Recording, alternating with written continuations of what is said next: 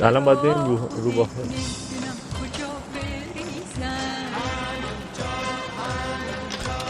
بچه‌ها داره میریم تو پنگوین سیتی. نگاه عینکش سیاه‌سفید.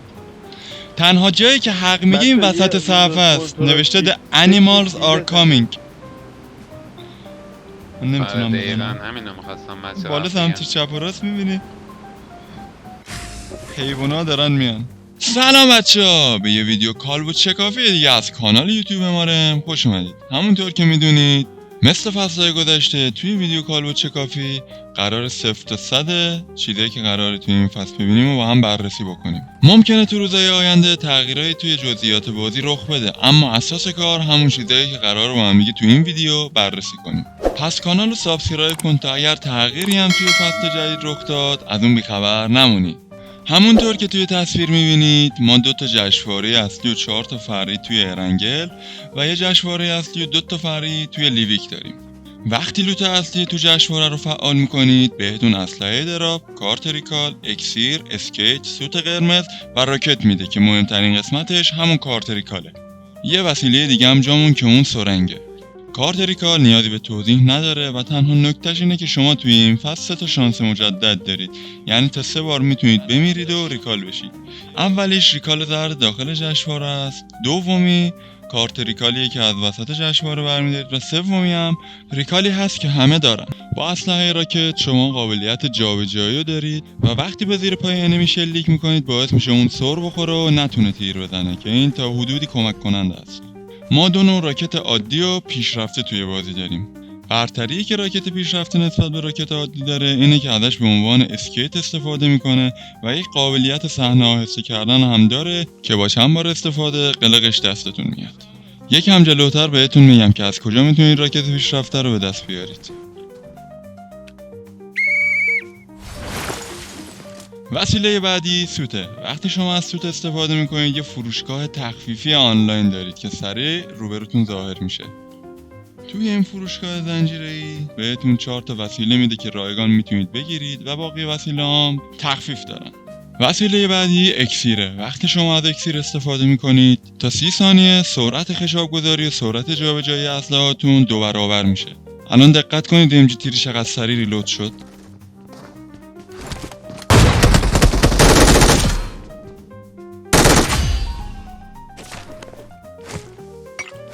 وسیله بعدی که قرار در موردش صحبت بکنیم سرنگ ماهیه که قابلیت پر کردن جونو داره و خب شما میتونید یا جون خودتون رو پر بکنید یا با پرتاب کردن سمت یارتون جون اونو پر بکنید. یه نکته باحالی که داره اینه که اگر یارتون ناک باشه و این سرنگ رو بهش بزنید قابلیت خودکفا براش فعال میشه و میتونه خودشو بگیره.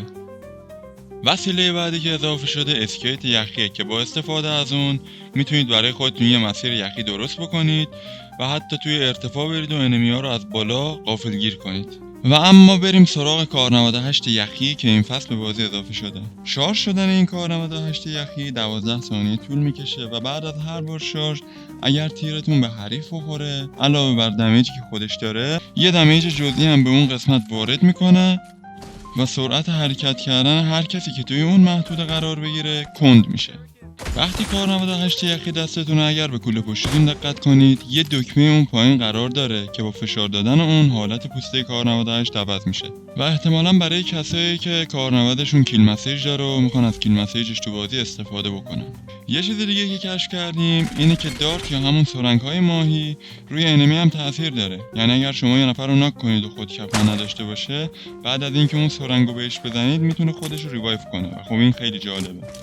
مثل فصل‌های یخی قبلی هم توی این فصل میتونید از قابلیت توپ استفاده کنید و خودتون رو به دور دست‌ها پرتاب کنید. بریم سراغ قسمت جذاب ماجرا، یعنی پنگوئن نینجا. پنگوئنی که بر اساس هوش مصنوعی ساخته شده و درسته یک مقداری باگ داره اما به طور کلی یکی از جذاب‌ترین صحنه‌های بازی رو قراره براتون خلق بکنه. و یه اتفاق جالبی هم که برای خودم افتاد این بود که من ناک فینیش شده بودم اما این پنگوئن رفت و کسی که منو ناک فینیش کرده بود و زد و اونو ناک فینیش کرد. اگر جایی رو برای وجود داشتن انمی مارک بکنید میره اون قسمت رو بررسی میکنه و اگر انمی باشه بهتون میگه اینجا انمی هست. I need that space for my canned sardines. I need consumables. ولی که ناک بشید میاد شما رو بگیره. اگر به فرست کیت نیاز داشته باشید گزینه I need medicine رو میزنید و بهتون فرست کیت یا بانداژ میده. Dropping a first aid kit like a ninja boss. You're like my view. Fine.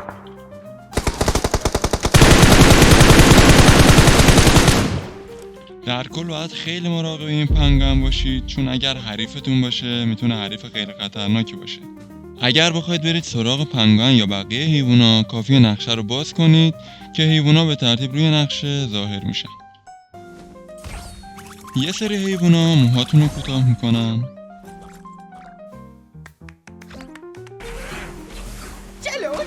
یه سری حیوونا دستتون معجون میدن.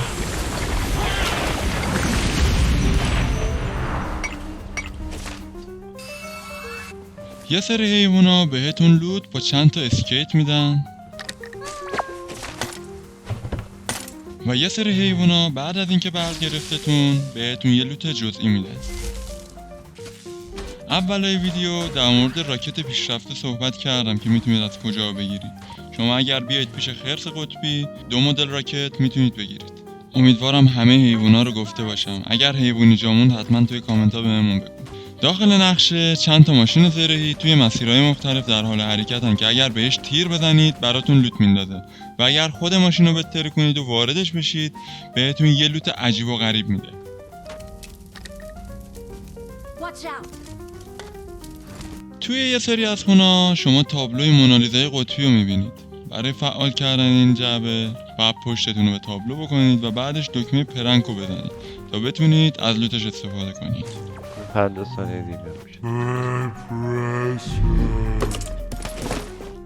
قابلیت بعدی که خودم شخصا خیلی منتظرش بودم بلند کردن و جابجا کردن جعبه انمی بود. حالا یا جعبه انمی یا جعبه دوستت بتونی جابجاش بکنی و ببریش توی یه منطقه امن و لوتش بکنی. جدا از قسمت یخی و جشنواره‌های این فصل چند تا تغییر دیگه تو بازی اعمال شده. رژک آبی دیگه مثل قدیم آبی نیست و تغییرات جالبی داشته و علاوه بر این شما میتونید روی فاماس هم خشاب بذارید. قدرت شاتگان کم شده و پایداری اسنایپر رایفل‌های مثل SKS هم بیشتر شده. وسیله نقلیه که این فصل به بازی اضافه شده ماشین اردکیه که آنچنان تعریفی نداره و تنها نکتهش اینه اگر هم تیمیت سوار ماشین باشه میتونه پا بزنه و سرعت ماشین رو بیشتر بکنه. بریم سراغ رقص تیم برنده بازی. Victory belongs to us. ناگفته نمونه یه مأموریت تریال هم توی این فصل پیش رو داریم که فعلا به بازی اضافه نشده و احتمالا بعد از شروع فصل جدید بتونیم مأموریت رو بریم. امیدوارم از دیدن این ویدیو کالبوت چکافی از کانال یوتیوب امارم لذت برده باشید. حتما با لایک، سابسکرایب و نظراتتون از ما حمایت کنید. برای درست کردن این ویدیو واقعا زمان زیادی صرف شده. پس خداحافظ.